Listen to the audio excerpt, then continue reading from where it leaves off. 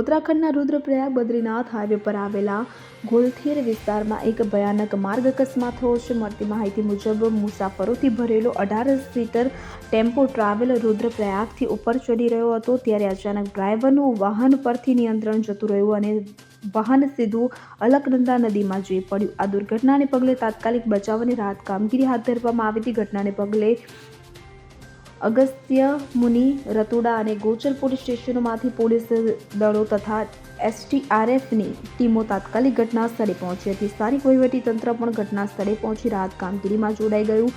SDRF દ્વારા દરિયામાં ખાબકેલા મુસાફરોને બહાર કાઢવાની કામગીરી શરૂ કરવામાં આવી છે. અત્યાર સુધીમાં એક મૃતદેહ બહાર કાઢવામાં આવ્યો છે, જ્યારે કેટલાક ઘાયલ લોકોને તાત્કાલિક નજીકની હોસ્પિટલમાં દાખલ કરવામાં આવ્યા છે. પોલીસ અધિકારીના જણાવ્યા અનુસાર ટેમ્પો ટ્રાવેલમાં કુલ 18 મુસાફરો સવાર હતા. હાલ સુધીમાં અહેવાલ અનુસાર 2 લોકોના મોત નીપજ્યા છે અને 7 લોકોને ઈજાઓ પહોંચી છે. પોલીસ અધિકારીઓ દ્વારા અકસ્માત અંગે વધુ માહિતી મેળવવા માટે તપાસ ચાલી રહી છે.